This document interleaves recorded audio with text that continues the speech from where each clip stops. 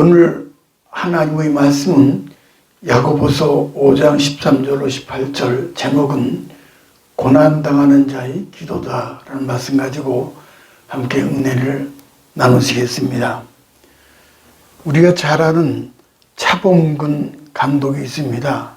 축구 감독. 이분은 아주 독실한 기독교인으로서 유명한 간증이 있습니다. 선수 시절 그에게 누가 전도했더니 처음에는 시큰둥했다고 합니다. 그러면서 하는 말이, 하나님 봤어요. 보여주면 믿겠습니다. 그러자 전도한 분이 이렇게 얘기를 하더라는 거예요. 공기가 보입니까? 공기를 보여주면 나도 하나님 보여주겠습니다. 공기가 눈에 안 보이는 것도 안 보여도 있는 것처럼 하나님도 마찬가지입니다. 그리고 이제 시간이 지나면은 하나님 나중에 느낄 때가 있을 겁니다. 그러더니요, 이제 무릎에 큰 부상을 입게 되었습니다. 선수 생활을 접을 수 있을 정도로 아주 심각한 상황이었습니다. 고민 끝에 당시 한월산 기도원 이천성 목사님 찾아가서 안수 기도를 받게 됩니다. 이분 다 돌아가셨어요. 이분이 이천성 목사님인데 돌아가셨죠. 근데 그 안수 기도를 받았더니 하나님 치유를 받았어요. 깨끗이 치료받았습니다. 살아계신 하나님을 체험하고 나서 그 후 신앙생활하면서 지금까지 하나님을 증거하고 있습니다. 이런 얘기가 한둘이 아닙니다. 신의 체험을 하신 분들이 참 많습니다. 그러므로 기도할 때마다 하나님이 도와줄 것을 믿고 기대하면서 믿음으로 기도를 하게 되면은 신비한 체험을 하게 됩니다. 우리는 신앙생활에 기도가 중요하다는 사실을 잘 압니다. 그러나 열심히 기도하지 못할 때가 더 많은데 마치 베드로, 요한, 야고보처럼 핑계를 대지요. 예수님이 말씀하셨던 것처럼 마음은 원이로되 육신이 약해서 기도하지 못한다. 그런 변명할 때가 있죠. 게스마네 동산에서 기도할 때 모습 보세요. 그동안 열심히 기도하지 못했다고 하면은 기도에 대해서 깊이 생각해 보시기 바랍니다. 우리는 모두 다 힘들게 험난한 인생을 살아가고 있습니다. 그림 좀 보면은 참 험난한 인생길이에요. 겉보기에는 다 행복하고 즐거워 보여도 남이 알지 못하는 험상줄령의 아픔이 있습니다. 고민이 있죠. 상처가 있죠. 오늘 무엇이 위로해 줄 수 있습니까? 무엇이 우리에게 소망을 줄 수 있습니까? 무엇이 우리에게 세상을 이길 수 있는 힘을 줄 수 있습니까? 성경은 오직 기도, 플레어라고 가르쳐주고 있습니다. 야고보는 예수님의 젖동생으로 친동생이지요. 그에게 별명이 있습니다. 낙타무릎이라는 그런 별명이에요. 낙타를 물을 보면은 아주 이게 굳은 살에 박혔죠. 얼마나 기도를 오랫동안 무릎 꿇고 기도했던지 굳은 살의 벽에서 낙타 무릎처럼 되어버렸다. 그래서 13절부터 오늘 18절까지 총 6구절이 가운데 기도라는 단어가 모두 7번이 나옵니다. 이 기도는 열쇠예요. 기도는 열쇠. 자신이 기도하는 사람이었기 때문에 이렇게 기도를 강조했던 거죠.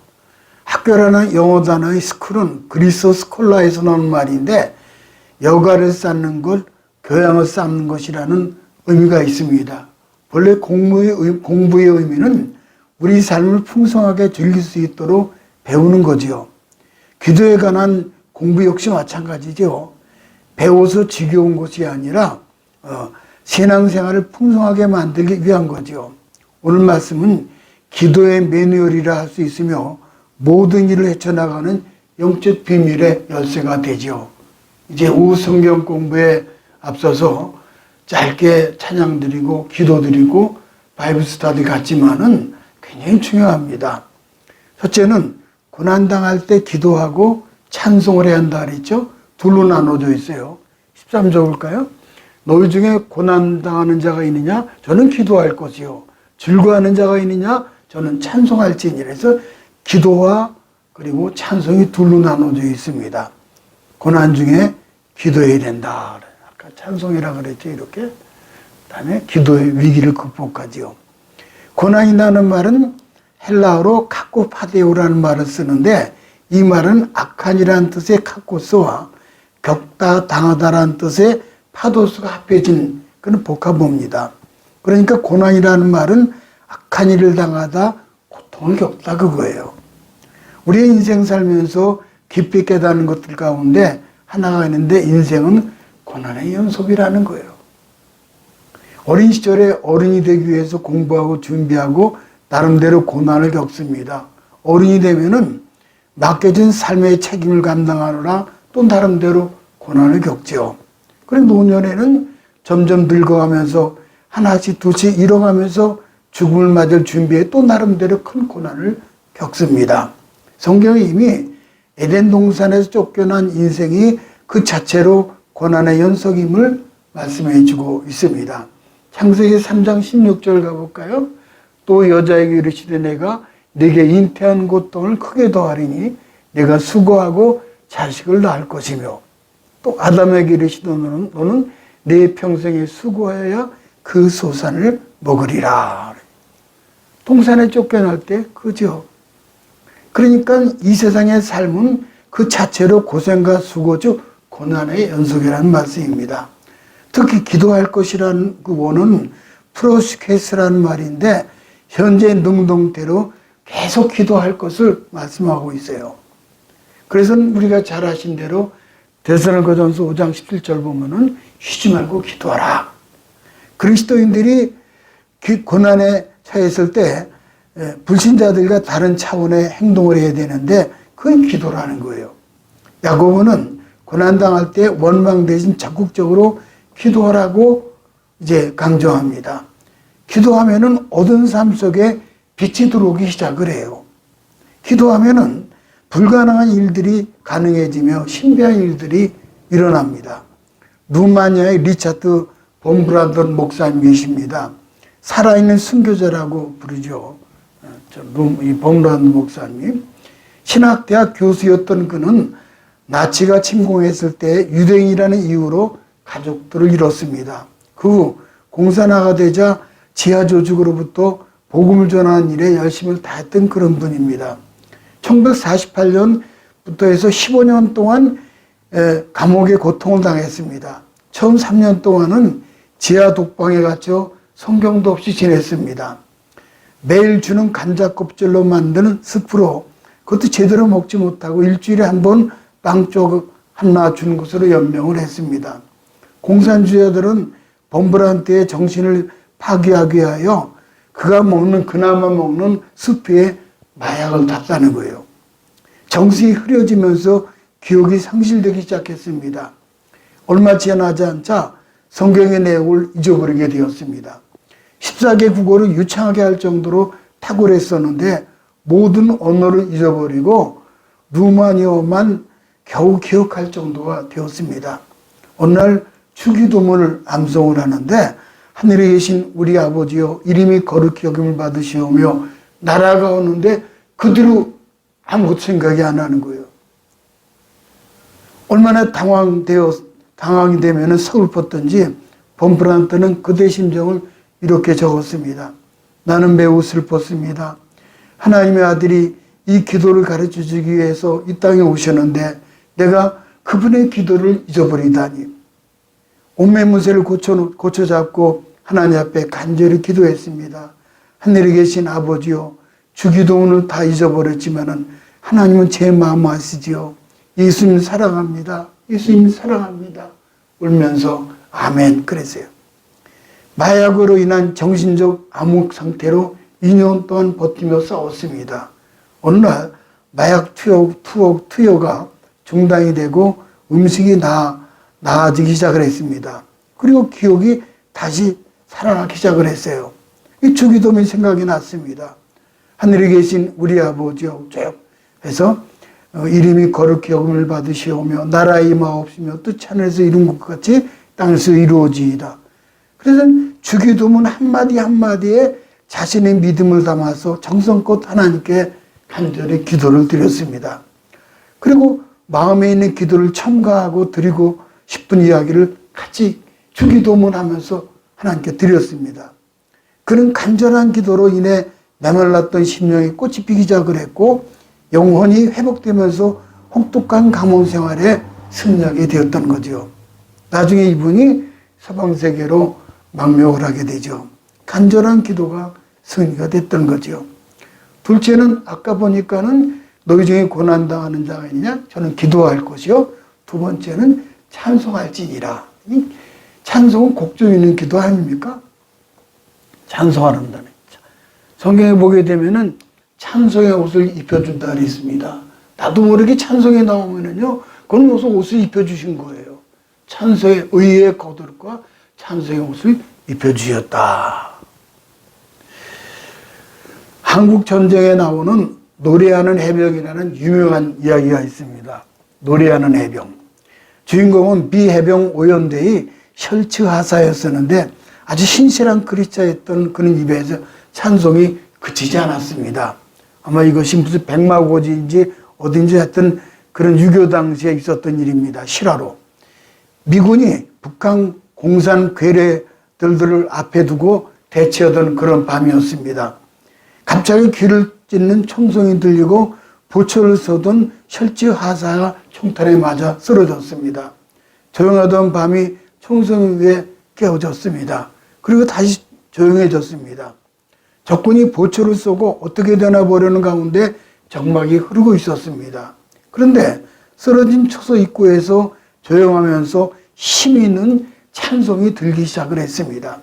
그게 뭐냐면 갈보리산 위에 십자가 섰으니 주가 고난을 당한 벼라. 험한 십자가를 내가 사랑함은 주가 보혈을 흘리밀세 최후 승리를 얻기까지 주의 십자가 사랑하리. 빛난 면류관 받기까지 험한 십자가 붙들겠네. 이 찬송이 나오는 거예요. 찬송 소리가 끝나자 적군은 조용해졌습니다. 그런데 놀랍게도 아무 이유 없이 적군이 퇴각하기 시작하는 거예요. 오히려 습격당한 미군이 공산괴뢰군을 추격을 해서 그들 중 일부를 사살하는 전과를 올렸습니다. 당시 오연대 군목은 혈차사를 회상하면서 이렇게 말합니다. 그의 찬송은 신비한 힘이 있었습니다. 정성을 다해 부르는 찬송을 들으면서 어려운 상황에서 우리 아군이 용기를 얻어서 적들을 모조리 내쫓아 버렸습니다. 고난당할 때 기도하는 것은 어렵지 않습니다. 그러나 즐거워할 때는 아주 방종하기 쉽습니다. 그래서 야고보는 즐거울 때 감사하는 마음으로 찬송을 하고 말씀하고 있죠. 하나님 찬송할 때 즐거움이 더 커집니다. 하나님은 즐거움을 더해주는 분이에요. 문제가 없고 평안할 때 기도하는 것은 쉽지 않습니다. 그래서 형통할 때 기도는 능력 있는 기도가 되고 형통할 때 기도하면은 그 찬송하는 삶이 성령 충만한 모습입니다. 성령 충만은 신비하고 신령한 것으로만 생각하지 말고 성령 충만은 기도를 앞세우고 찬송을 앞세우는 그런 삶이 됩니다. 두 번째는 병들었을 때 함께 기도해라 그랬죠. 14절 15절을 가볼까요? 너희 중에 병든 자가 있느냐? 그는 교회의 장로들을 청할 것이요 그들은 주의 이름으로 기름을 바르며 그를 위하여 기도할지니라. 믿음의 기도는 병든 자를 구원하리니 주께서 그를 일으키시리라. 아멘. 일으켜주신다는 거예요. 달리다 꿈 소녀야 내가 네게 말하느니 일어나라. 모든 사람이 보편적으로 겪는 것은 고난은 질병입니다. 병들어 건강에 빨간 신호등이 켜질 때 그것은 하나님께서 특별히 함께 교제하시겠다는 그런 부름이에요. 병든 순간은 하나님과 은밀한 사귐의 기회가 되는 거죠. 그런데 모든 병이 다 죄로 말미암아 왔다라고 생각하는 것은 잘못입니다. 성경에는 복음서에 두 가지 예가 있는데 이제 두 가지 예가 있습니다.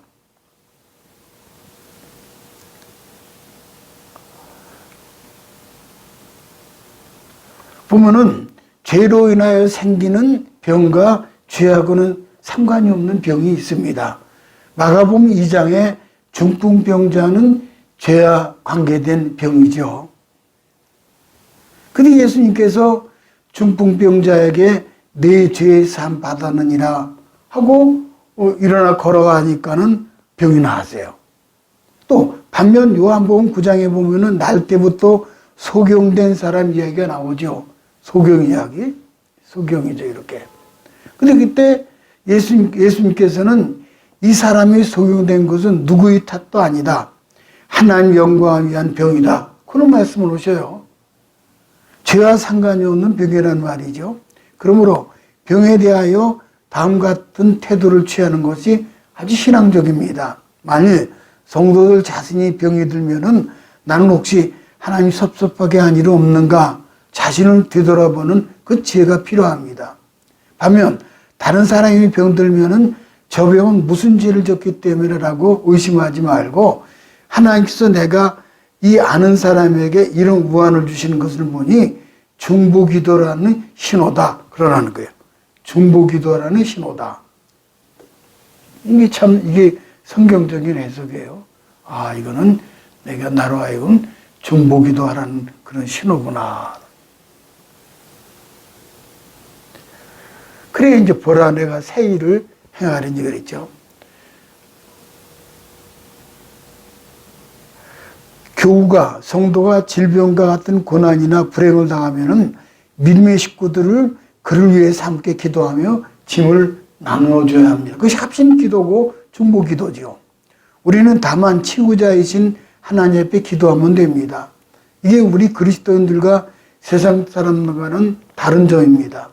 세상 사람들은 발병하면 가장 먼저 약국으로 병원으로 달려갑니다. 하지만 우리 그리스도인들은 하나님께 달려가지요. 교회에 먼저 달려가지요. 결국 의술도 도구일 뿐 치유하신 분은 하나님이기 때문입니다. 병들었느냐? 그럼 기도라는 신호입니다. 또 여기서 장로님이 나오죠. 장로는 오늘날 교회 지도자들 또 나이가 드신 분들 어느 곳든지 기도하면 들어주신다는 거예요. 신앙생활을 오래 하고 권사인 집사님이 같은 분들이 오랜 생활 하신 분들이 체험이 많은 분들과 함께 기도 부탁하는 것을 하나님 그걸 기뻐하세요. 마태복음 18장 29절을 좀 가볼까요? 이렇게 있죠. 마태복음 18장 보면은 진실로 다시 너희에게 이르노니 너희 중에 두 사람이 땅에서 합심하여 무엇이든지 구하면은 하늘에 계신 내 아버지께 그들을 위하여 이루게 하시리라. 두세 사람이 내 이름으로 모인 곳에는 나도 그들 중에 있느니라. 그래서 합심기도가 이게 중요한 거예요. 합심기도예요. 병은 소문을 내야 한다는 말이 있는데 그리스도인들 역시 영적인 신앙생활에 기도생활에 그대로 적용이 됩니다. 우리 가운데 함께 기도했더니 이렇게 치유해 주셨노라라는 간증이 많아지는 우리 비전교회 되시기를 소망합니다. 질병의 치료를 위해서 그리스도인들도 병원에 가서 의술의 도움을 받아야 합니다. 이것도 하나님의 은총 아닙니까? 일반 은총으로요. 병원이요. 얼마나 귀해요. 신자이든 불신자이든 가리지 않고 의학 지식을 발전케 하시면서 베풀어 주신 일반 은총입니다. 그런데 어떤 사람들은 신앙이 잘못되어서 극단적인 생각에 빠지는 경우가 간혹 있습니다. 하나님 앞에 기도만 해야 신앙적으로 그것은 오해합니다. 기도만 해야 신앙적인 것은 그 오해입니다. 의술을 의지하면서 불신앙적인 것으로 정죄까지 하지요. 의술을 의지하면은 그건 정말 잘못된 거예요. 우리가 잘 아시는 여호와의 증인들이 이단으로 수혈을 거부하잖아요. 수혈을 거부해요. 교통사고 나는데도 사람은 살이 있었지만은 그걸 수혈을 안 해요. 그래서 죽었죠. 검찰에 의해서 과실치사로 기소되었고 법원의 유죄 판결을 받았죠. 안타까운 일이에요. 또 여기서 기름은 감난유를 얘기하는데 즉 올리브 기름으로 의약품으로 사용하곤 했습니다. 성경에 보면은 의약품의 사용을 권장한 사실을 보여주고 있죠. 선한 사마리아 사람 이야기지요. 누가복음 10장 34절 가볼까요? 가까이 가서 기름과 포도주를 그 상처에 붓고 싸매고 자기 짐승에 태워 주막으로 데리고 와서 돌보아 주니라. 그래서 기름과 포도주는 당시 흔히 사용됐던 의약품이죠. 이렇게 이제 선한 사마리아 사람이 의약품이죠, 이것이. 그 다음에는 디모데후서 5장 23절 가볼까요? 이제부터는 물만 마시지 말고 내 위장과 자주 나는 병을 위하여는 포도주를 조금씩 쓰라 그랬어요. 포도주를. 그러니까 위장병 치료를 위해서 포도주를 사용하라는 거예요. 신앙의 대가인 대사도 바울도 의약품을 사용하라고 권장을 했음을 알 수가 있습니다. 그러므로 의술의 도움을 받으시기 바랍니다. 좋은 의사, 좋은 약 만나는 것도 하나님의 은혜입니다. 그러나 의술을 만남으로 오해하면 안 됩니다. 만능으로. 결국 치유하신 분은 하나님이라는 사실을 명심을 해야 합니다. 역대하 16장 12절 가볼까요?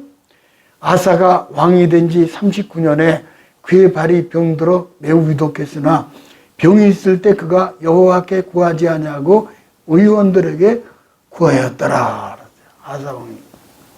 아사왕은 인간에게만 의지하고 하나님 은혜를 거부했던 거죠. 그렇게 했으므로 결국 병들어 죽고 말죠. 의술 만능주의는 불신하는 게 곡치입니다. 안우성 박사라는 분이 있습니다. 이분이 안우성 박사인데 이분이 안수로 병 고치는 내과의사 규장출판사에서 나온 책입니다. 서울대 의대에서 의학 박사학위를 받은 후 미국으로 건너가서 의학 공부와 수련 과정도 거친 의사입니다. LA에서 개업 중인데 본인이 무릎이 아파 고질병을 앓던 중 새벽 기도하다가 고침을 받았습니다. 그 환자들 돌보면서 기도하라고 권면했고 자신도 환자를 위해서 항상 기도를 했습니다. 그런 과정 속에서 숱한 치유의 체험을 합니다. 그는 이렇게 말합니다. 21세기에서도 성경시대처럼 기도로 치유받는 일이 일어날 수 있다. 그리고 낮에는 병원이지만은 밤에는 기도원이 됐다고 하는 아주 참 그런 신앙이 좋은 그런 얘기가 나옵니다. 누가 그분을 가리켜 무식하다라고 말할 수 있습니까? 최고의 의술을 갖고 있지만 치유하신 분은 오직 하나님이라는 신앙이 있기에 그 일들이 가능했던 겁니다. 마지막 세 번째, 의인의 간구는 역사하는 힘이 많다 그랬습니다. 16절을 가볼까요? 의인의 간구는 역사하는 힘이 많다. 많은 역사가 나타나요.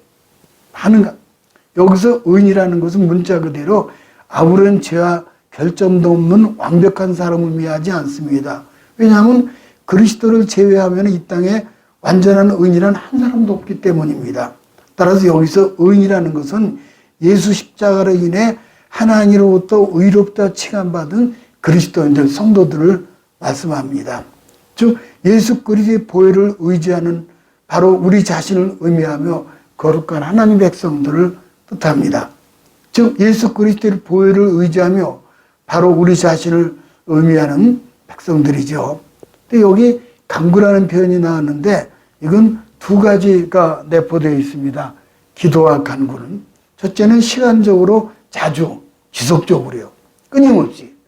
그리고 간구는 끊임없이 지속되는 소원의 아뢰미고 둘째는 열렬하게 간절한 그것이 두 가지 뜻이 있습니다.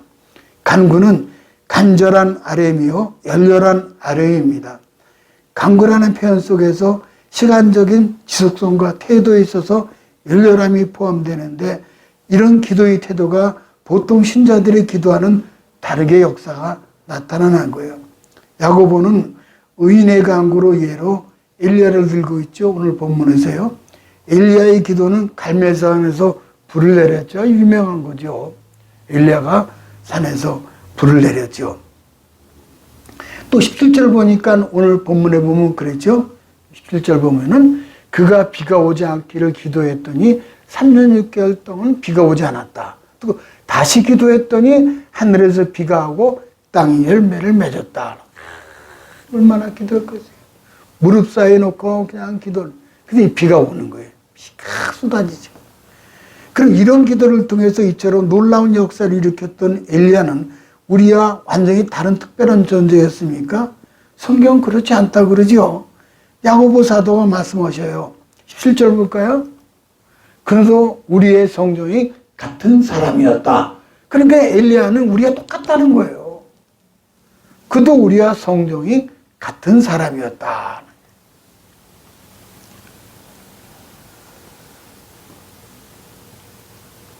엘리야 역시 길을 가다가 피곤하고 지치기도 하고 위기에 처하면 낙심에 빠지기도 하고 그런 우리와 똑같은 사람이었어요.